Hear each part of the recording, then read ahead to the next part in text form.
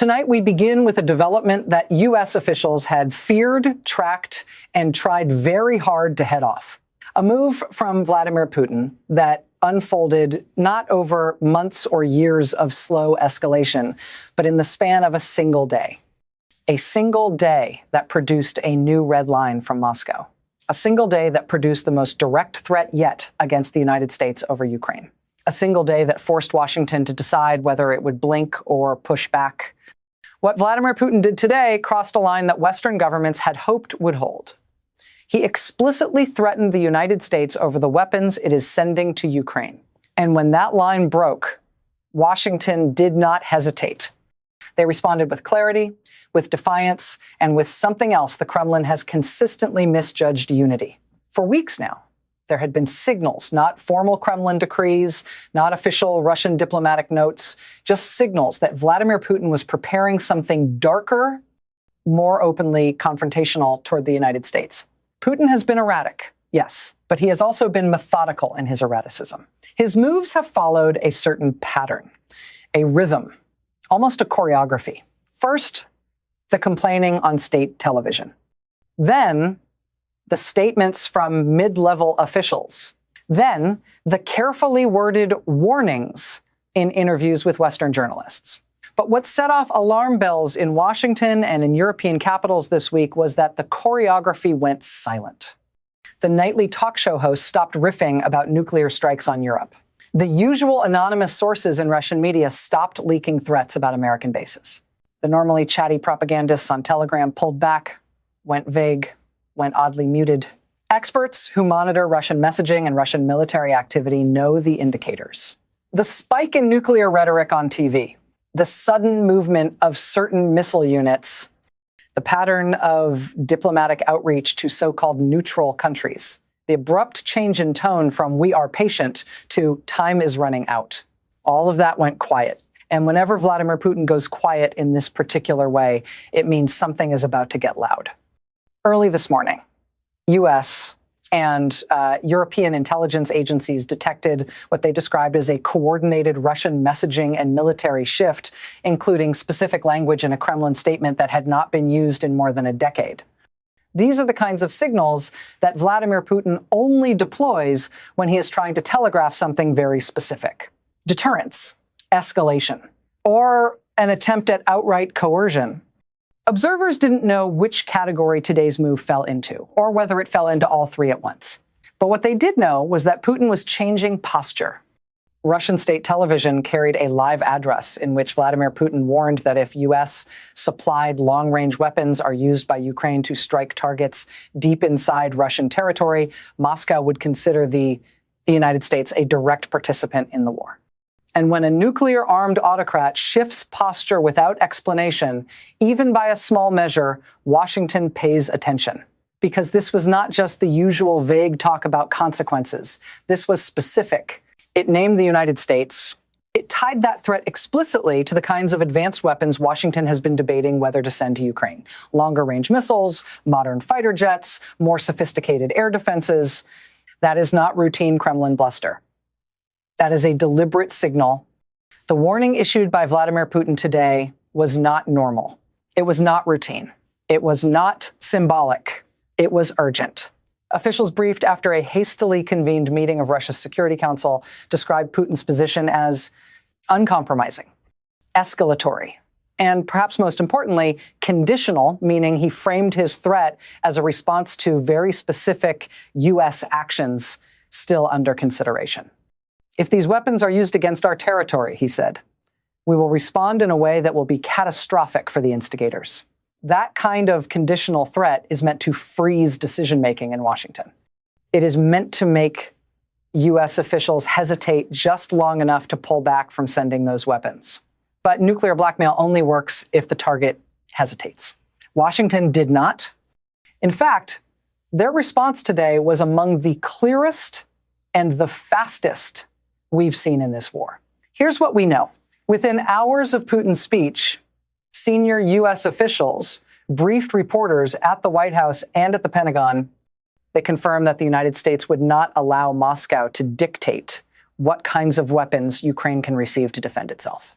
These weren't the usual carefully hedged talking points. These were direct, unambiguous statements backed up by a new package of military assistance that includes exactly the kind of advanced systems Putin had tried to scare Washington away from sending.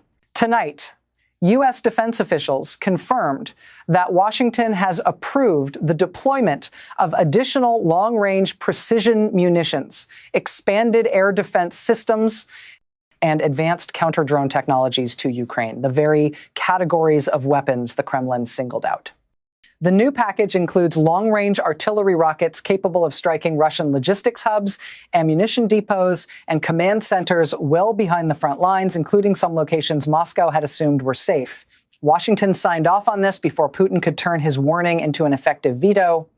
They moved aircraft-launched munitions into staging locations.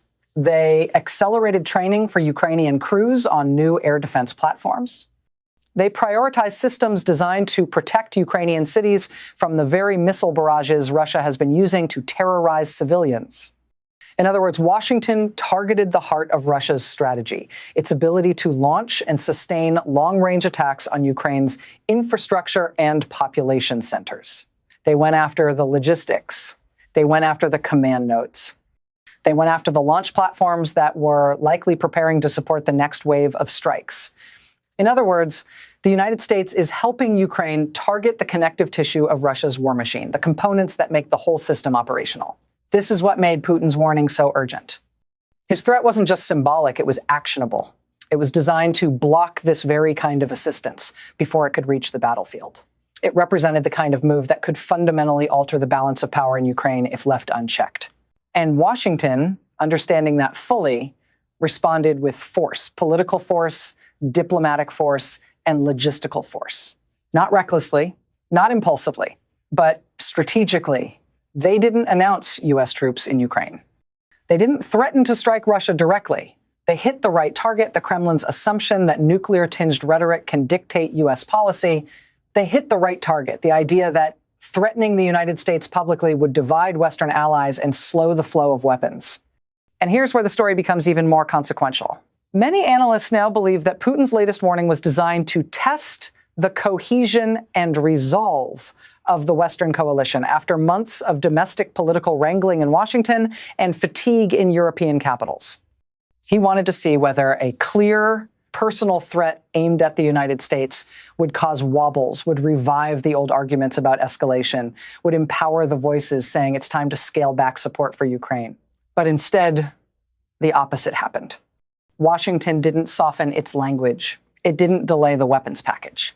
It didn't quietly back away from the very systems Russia fears most. It announced them. U.S. officials issued a response that was so public, so coordinated with allies, that even the Kremlin noticed. You don't get Vladimir Putin's attention easily. He is, after all, used to being the one setting the tempo. But today, Washington did. Western security officials, speaking with reporters on background, described Russia's shift as coercive signaling, a way to pressure the United States into self-deterrence, into holding itself back. But Washington's response today showed that it remains both cautious and determined. The actions it took were not only deliberate, they were calibrated so precisely that Russia's options are narrowed without crossing into direct NATO-Russia conflict. That calibration matters because it shows something critical. It shows that Washington is not a passive observer of Putin's threats.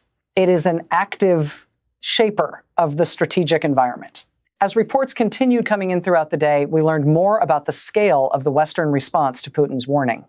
Polish and Baltic officials carried out visible military exercises along NATO's eastern flank, forcing Russia to account for additional defensive commitments.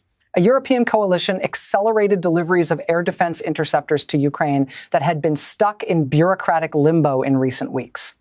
Cyber units in several NATO countries quietly increased defensive postures around critical infrastructure that Russia has previously probed and attacked. This wasn't just rhetorical pushback.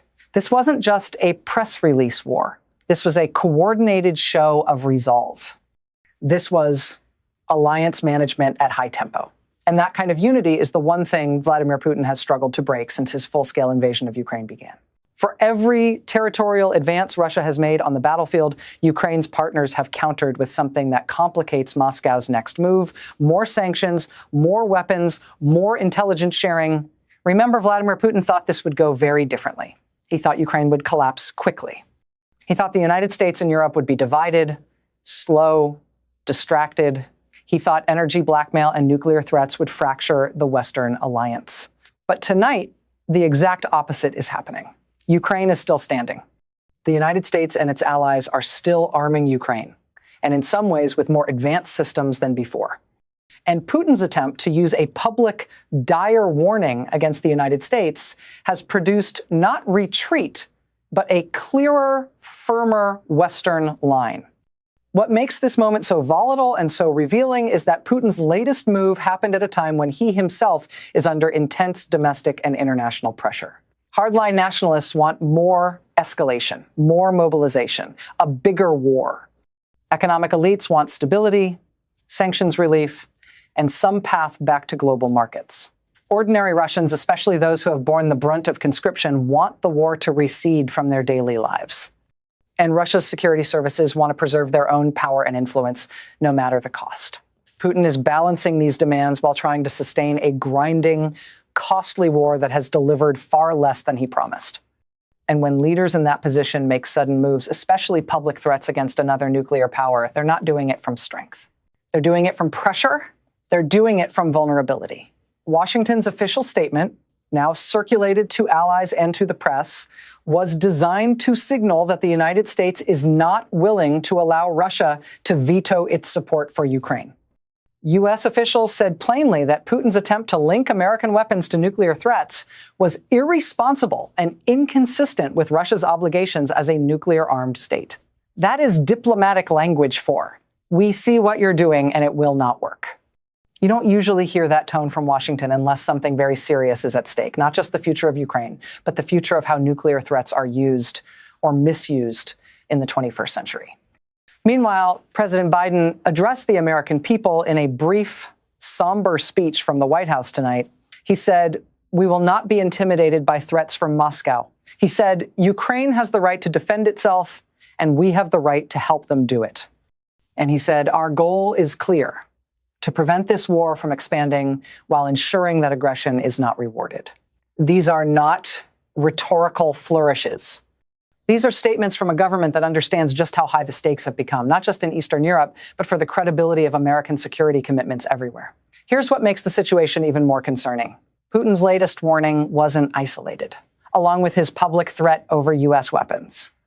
Russian cyber units also increased probing of Western government networks. Russian diplomats in multiple capitals floated off-ramps that would freeze the conflict on terms favorable to Moscow if Western weapons shipments were curtailed. Russian military aircraft increased their activity near NATO airspace, forcing additional intercepts by Allied jets. All of this happened within the same narrow time window. When Putin moves multiple pieces at once, military, cyber, diplomatic, propaganda, it means something larger is underway. It means the warning to the United States is part of a broader campaign. Analysts are now considering several possibilities. One is that Putin is preparing a major new offensive in Ukraine and is trying to blunt Western support before it begins. Another is that he is attempting to pressure the United States into a de facto arms control arrangement over Ukraine, limiting ranges and capabilities in ways that favor Russia's current battlefield position. A third possibility, the one worrying officials the most, is that Putin is attempting to normalize nuclear threats as a routine tool of statecraft, something he can use again and again whenever Western support bites into Russian military capabilities. But today, Washington took part of that card off the table. They didn't delay the weapons shipment. They didn't water down the package. They didn't issue a vague, non-committal statement about all sides showing restraint. They responded with concrete action and explicit language that said, in effect, threats will not determine our policy. What we're watching now is a test of resolve. Putin wants to see whether open nuclear-tinged threats can bend U.S. policy. Washington wants to show that they cannot. America's allies want to prevent a precedent in which any nuclear-armed state can bully its neighbors by threatening the West. and Ukraine wants to prevent a freeze in support that would lock in Russian gains on its territory. Tonight, we've heard from US and NATO officials who are now closely monitoring Russian military posture. They say there has been no detectable change in Russia's strategic nuclear forces, no unusual movements of long-range systems that would suggest imminent escalation. They say the rhetoric is dangerous, but the hardware is, for now, in its usual places. And they say Putin's decision to issue such a public warning is likely part of a broader strategy intended to scare Western publics and lawmakers to make the politics of helping Ukraine harder. But Washington is not retreating into caution and silence. In fact, Washington is moving into a more active, more public phase of support. Their response today, coordinated, clear, and tangible, sent a message to Putin that threats will not achieve what his army has failed to achieve on the battlefield. And it sent a message to America's allies that when the Kremlin tests U.S. resolve, the United States will answer. As the days go on, we expect more details to emerge about what exactly Putin hoped to achieve with this warning and how far he is prepared to go. But what we do know is that Washington's response was timely. It reassured allies. It denied Moscow the ability to veto Western aid. And it reinforced a critical norm, that nuclear threats cannot be allowed to dictate the fate of a sovereign country. What happens next will depend on what Putin does in the coming days and weeks. If he chooses to escalate only in words, this moment will be remembered as another failed attempt at coercion. If he chooses to escalate in deeds, Washington and its allies have already shown they are preparing for that possibility. They have shown they are ready to respond. And tonight, for the first time in some time, the Kremlin appears to be recalculating. Moscow is quieter than usual, too quiet. And when Vladimir Putin is quiet after making a threat, it means he is thinking. It means he is testing how his words landed and choosing his next move carefully. Because tonight, Putin learned something he has been reminded of many times since this war began. Threats did not fracture the Western alliance. Threats did not stop the flow of weapons to Ukraine. And threats did not give Russia control over American decision-making. This story is far from over. But tonight, one thing is clear. The United States will not let Moscow decide how Ukraine defends itself. Nuclear blackmail is being challenged, not rewarded. And the next phase of this conflict will play out under that new and very consequential understanding.